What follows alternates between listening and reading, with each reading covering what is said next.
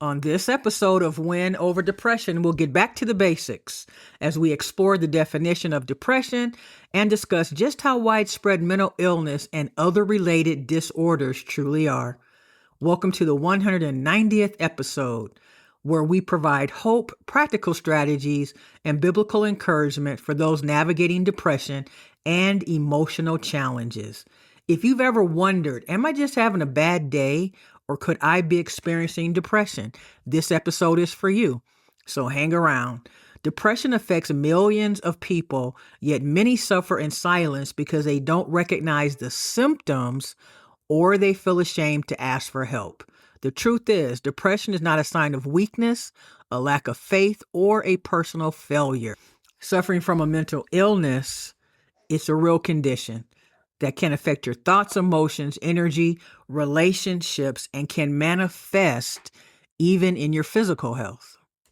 Two primary complaints from those who suffer from depression is an upset stomach or a headache. So if you're experiencing either of those symptoms, continue listening and we'll be able to unpack whether or not those are signs of depression in your life. Today, we're going to answer 4 important questions. Number 1, what is depression? Number 2, how do you know if you may be experiencing depression? Number 3, what are some of the possible causes of depression? And number 4, what are practical and biblical steps that you can take to begin to feel better? And my prayer is that by the end of this episode, you'll have a clear understanding of depression, greater compassion for yourself or someone you love, and renewed hope that healing is possible. Remember, I personally have gone from experiencing depression for most of my adult life, and we're talking chronic depression, to now experiencing symptoms of depression from time to time. So if I can get there, you certainly can. Never stop believing, always have faith. When faith is a powerful source of strength, it's also important to recognize that God often works through many avenues, including prayer, supportive relationships, healthy lifestyle changes, counseling, and medical care when appropriate. Seeking help is not a lack of faith. It is often an act of wisdom. No matter where you find yourself today, I want you to remember this. Depression may be part of your journey, but it does not define your future. There is hope, there is help, and with God's guidance, healing is possible. Remember that. With God's guidance, healing is possible. Let me share some encouraging scriptures that will help us in knowing that God is always with us. Isaiah 41, verse 10, "Fear thou not, for I am with thee. Be not dismayed, for I am thy God. I will strengthen thee. Yea, I will help thee. Yea, I will uphold thee with the right hand of my righteousness." So what does that mean? Be not dismayed. And I know that in my experience and journey with depression, I would often wonder, am I ever going to get to a place where I don't feel so sad almost every day and feel like a cloud is just following me, hovering over me, a dark cloud? And so this reminds me that God's always with us, even when we don't feel him. He cares. He knows what we're going through. He'll never leave nor forsake us.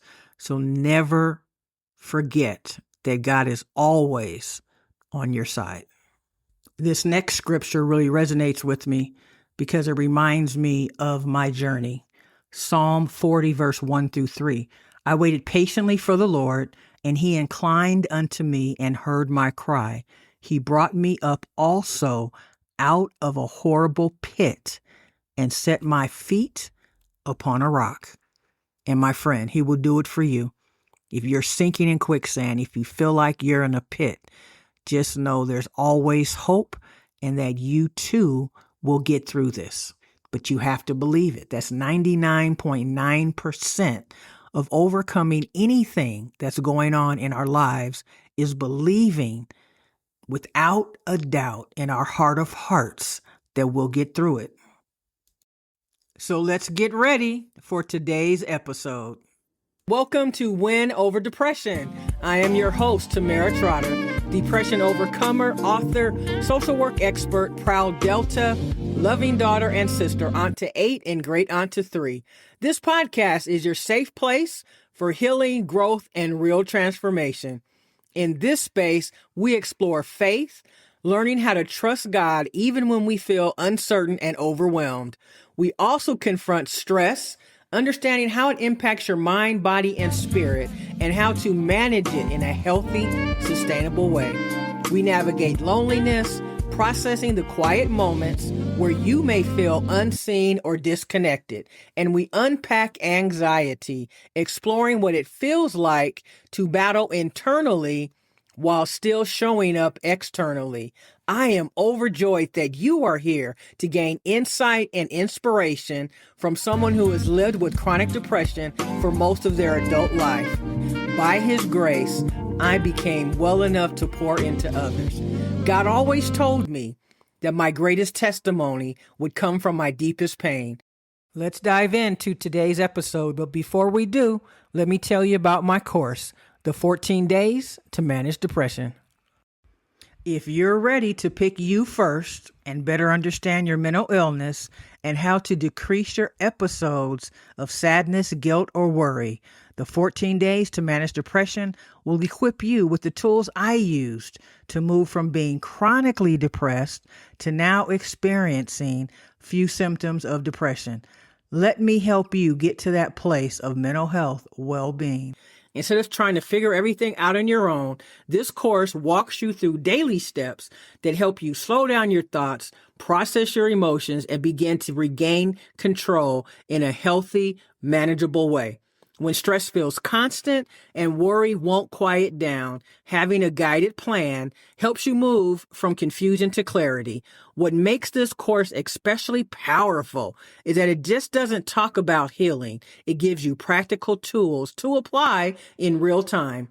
Through guided activities, affirmations, and intentional reflection, you'll learn how to interrupt your negative thought patterns, build healthier habits, and respond to stress in a way that supports your mental and emotional well-being. It helps you shift from reacting to stress and worry to actually managing them. Most importantly, this course is rooted in faith. It helps you strengthen your connection with God while learning how to release what you cannot carry. I designed this course with you in mind because if I had this tool when I was in the depths of despair and felt like I was sinking in quicksand every single day, but also being afraid to get help, this would have really helped me by letting me know why I suffer from depression and what I can do to get through it. I suffered for so many years in silence.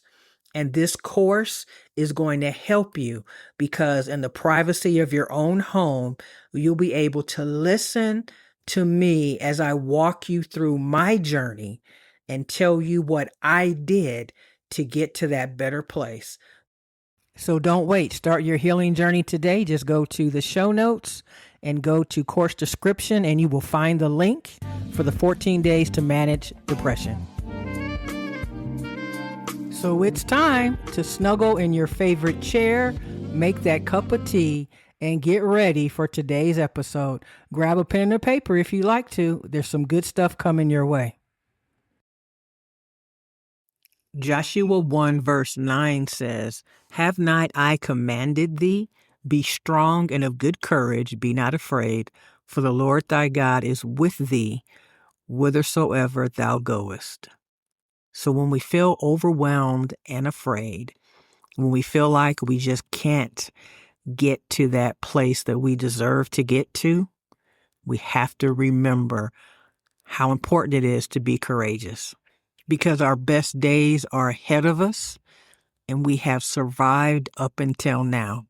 So you have actually made it through the most challenging times of your life because you are still here. So let's talk about what depression is. Depression is more than feeling sad or having a bad day because everyone experiences disappointment, grief, stress, or discouragement from time to time. Those feelings are a normal part of life and usually improve with time or when circumstances change. Depression, however, is a mental health condition that affects how a person thinks, feels, behaves, and functions. It can interfere with work, relationships, sleep, appetite, concentration, and the ability to enjoy life. So it's more than a bad day because you may feel helpless and hopeless, and the things that you normally would do, where you get joy from doing, you just don't feel like doing. So that is a sign that something is going on. Now remember, depression can be hereditary.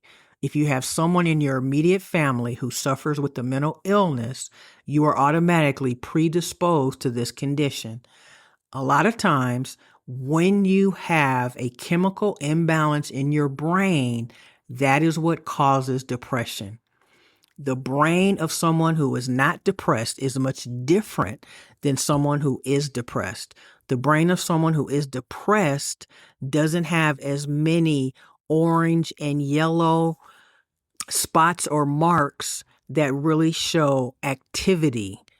So someone who suffers from depression has less activity and less firing in their synapses than someone who does not suffer from depression. So where the mood is a focus and centered, the person who suffers from depression is lacking the chemicals needed to keep their mood at a high point.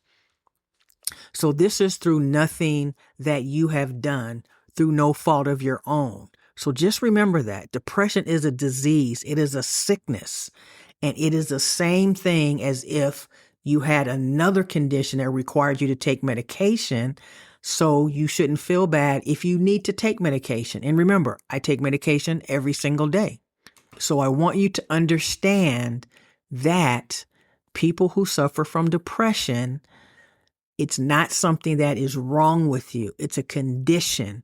It's something that occurred. Now, you could have situational depression where something happened in your life and it caused you to be depressed. One single event, the loss of a loved one, the loss of a job, loss of a career, loss of a pet.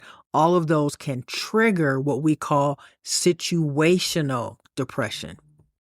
So right now, I want you to think about what you're going through in your life and whether or not the definition of depression resonates with you. And if it does, continue to listen and we'll talk about the steps that you can take in order to manage your depression. Because when we don't manage it, it affects everything around us. People, friends, situations, and circumstances we look at differently because our brain is wired differently. And there is absolutely nothing wrong with that. Next, I want you to grab a piece of paper and a pen, and I want you to answer yes or no to the following questions. Pause me if you need to. Number 1, have I been feeling sad, empty, hopeless, or irritable most of the day, nearly every day? Number 2, have I lost interest in activities that I once enjoyed? Number 3, am I sleeping much more or much less than usual? Number 4, have I noticed significant changes in my appetite or weight? Number 5, do I constantly feel tired or have very little energy even after resting? Number 6, is it difficult for me to concentrate, making decisions, or remembering things? Number 7, have I withdrawn from family, friends, or social activities? Number 8, do I feel worthless, excessively guilty, or believe that I am a burden to others? Number 9, do I feel overwhelmed by even simple daily responsibilities? And number 10, have these feelings lasted for longer than 2 weeks? If you have answered yes to several of these questions, it may be time to speak with a mental health provider or professional. Remember, depression is common, treatable, and nothing to be ashamed of. Reaching out for help is a sign of strength and not weakness. Now let's talk about the possible causes of depression. Depression rarely has one single cause. It is often the result of several factors working together. Let's first talk about the biological factors, which I touched on earlier. Some people have a family history of depression or changes in brain chemistry that increase their risk. Hormones, certain medical conditions, chronic pain, thyroid disorders, nutritional deficiencies, and some medications can also contribute.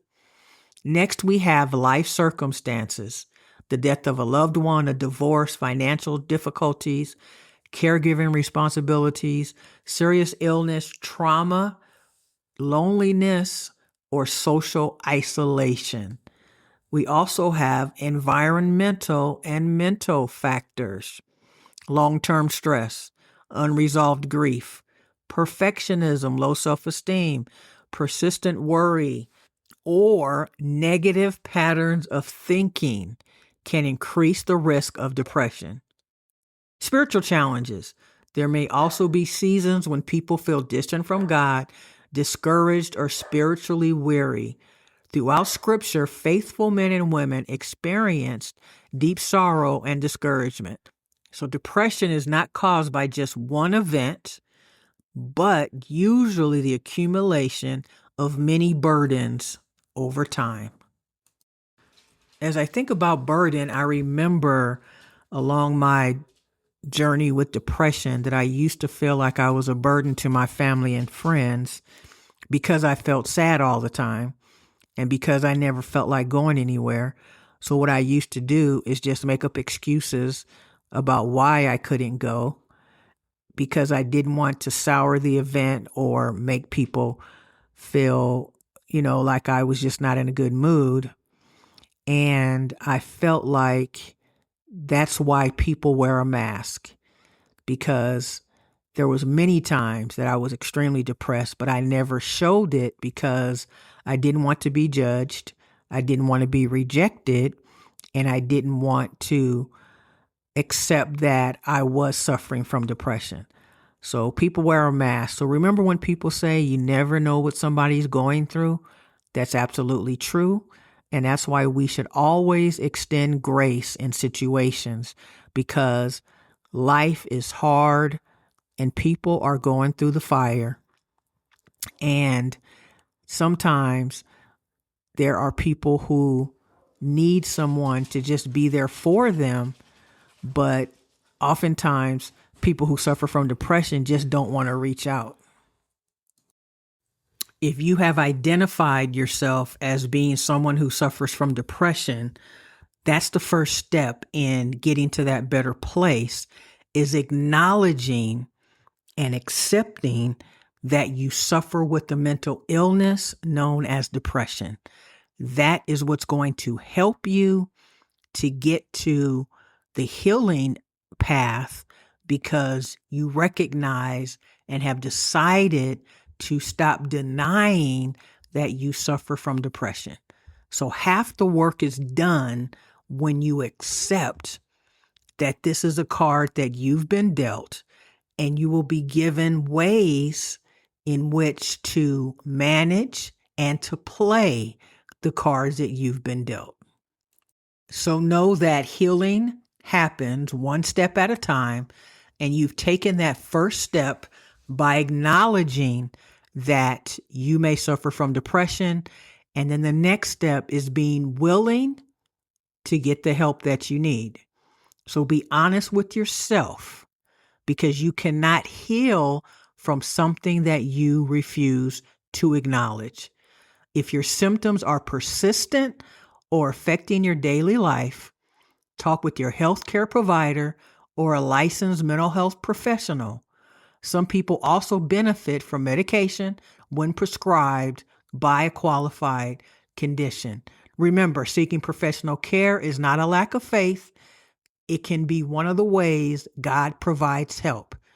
Also remember, the 14 days to manage depression will give you the opportunity to assess your symptoms and help you get on that path. Many people just don't want to go in to see someone professionally right away.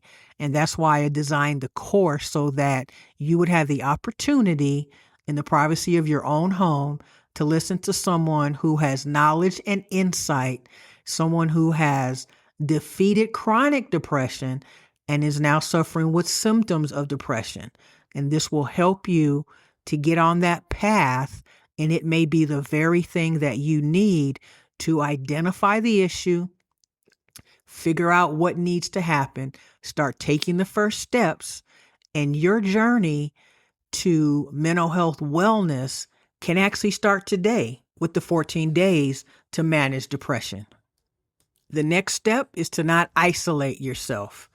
Once you have come to this conclusion, it's important to find an accountability partner or coach, someone who is going to walk side by side with you on this journey to wellness, someone that you trust and can confide in, someone that you will call and speak to when you are feeling down, and someone that you will make a pact with, that you will work with this person to manage your mental health. You also want to make sure that you are getting adequate sleep, eating nutritious meals, staying hydrated, and getting exercise through walking or doing something fun that you enjoy. Spend time outside in fresh air and get plenty of sunlight. Small, consistent habits often make a meaningful difference over time. Pay attention to messages that you're repeating to yourself. Challenge your thoughts that tell you that there is no hope or that your situation will never change. Romans 12:2 says, "And be not conformed to this world, but be ye transformed by the renewing of your mind." So stay prayed up. Prayer doesn't always remove pain immediately, but it reminds us that we're never alone. We don't have to carry it alone, and that God promises to strengthen our hearts. I just want to remind you about the 14 days to mental health wellness. Your healing journey awaits. Go to the show notes and click on the link, and you'll be well on your way to the 14 days to manage depression.